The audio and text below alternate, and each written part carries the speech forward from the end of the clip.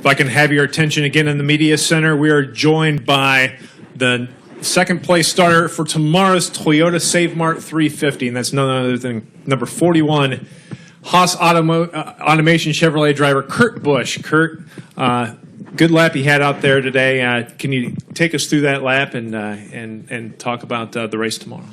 Yeah, it's a great front row starting position for us on the Haas Automation Chevy. It was an eventful qualifying group, both the first session and the second session, with different cars having trouble and going off course and making it to where we had to abort our lap.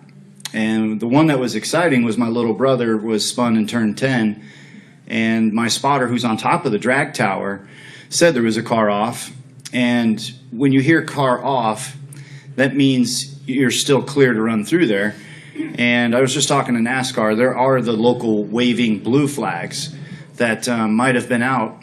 And as I went through there, it was a dangerous situation, but the way it all turned out, that still didn't allow us to go and complete our lap, which was disappointing because that lap was 0.2 quicker than Allmendinger's pole lap.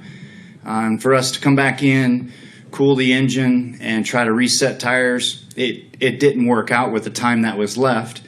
And then we went back out to get what we could, and here we are second. So it was definitely a day to challenge all the different things that we could have gone through with the car preparation, the track being clear, corner marshals, and then having the pole sitting lap, which I thought was a good lap, to be omitted. Hey, we're outside pole. We'll start there and just go from that starting position. Dale, we're going to open the floor to questions. If you have a question, raise your hand. We'll start with Tom. We'll work our way around. Hi, Kurt. It looked like Kyle just barely got out of your way there. Can you talk a little bit about what that happened to the haze and the smoke? Were you able to see him okay? Yeah, with the spotter telling me that there was a car off in turn 10, as I was coming through 9, I could see the cloud of smoke. When you see the cloud of smoke, that means he's been there for a while, that the smoke was able to elevate, which means, therefore, there should be a clearing underneath. And I saw a clear track, and he was pointed towards the right side of the track, and the exit of turn 10, you're on the left side of the track. So I saw a clean shot to go through there, and at the time, the track was still green. So it was a hard call on, do I continue to come through a section where there's trouble, even though that the track hadn't been called off yet. Bob Pockris, ESPN.com. With the change in horsepower, we've seen teams get better fuel mileage in general this year. Would you expect people to get better fuel mileage tomorrow and be able to do it on 2 stops, or the way that you guys were doing engines and stuff last year and detuning them to get fuel mileage, is that kind of balance it out and still be kind of a choice between 2 or 3 stops tomorrow? No, that's a great question. The way that the race has panned out, the majority of the time, 2 stops has been the better way to find victory lane. Last year, a lot of teams jumped off of that 2-stop strategy and went to the 3-stop because of the tire wear. This year, I think the tire is slightly different. They were trying to bring back a tire with more tread on it so that it would last the full stint. And we're still in that question mark zone on, do you go on 2 or do you go on 3? And the fuel mileage is definitely helping us this year with the decrease in horsepower to go on 2 stops.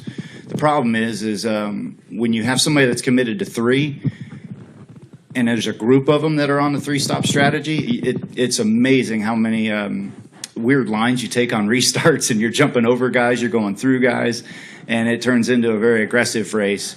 And that's what Sonoma's been known as here recently, as well as Watkins Glen. So some of that road course gentleman's agreement that goes out the window when it comes down to the end of these races on restarts. Kurt, Brian Crocio from Auto Racing One. I was out for the Indy 500, which you did last year. I know that it's a scheduling issue and such, but would you like to do that again? Any chance that you can do it again? What are your thoughts on possibly doing the Indy 500 again? Thank you. Yeah, I really enjoyed everything that happened the whole month of May last year, and this year with the way that everything has panned out, the focus has been on the stock car, and honestly haven't made much of an effort towards the communication with Andretti Autosport and looking to put that back together. It's fun working behind the scenes and working on getting a top quality ride in the Indy 500.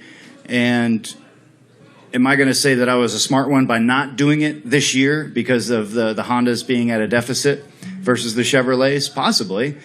But at the same time, the way that the world works, it's all about timing. And so right now there hasn't been the right timing to even open up that discussion.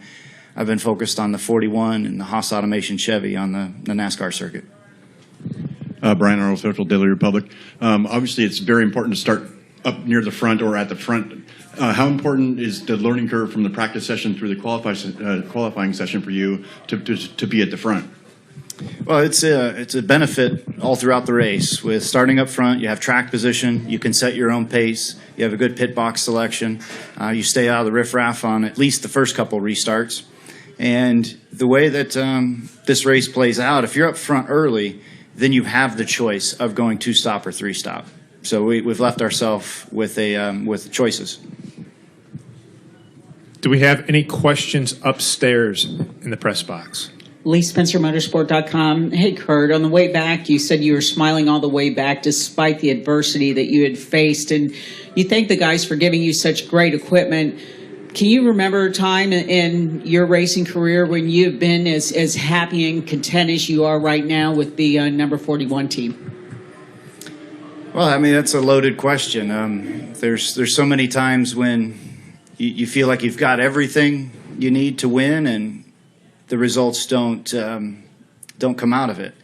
Then there's times when you surprise yourself, and the team is surprised, or there was some mystery thing from the engineering department that helped you win. The team chemistry and the balance that Tony Gibson brings to me and the group of the guys working on this 41 car, even the guys back at the shop that respect Tony Gibson, this reminds me of Jimmy Fenning in 2004. Any more questions from upstairs? No more questions. Well, Kurt, thanks for joining us, and good luck in the race tomorrow. Great, thank you.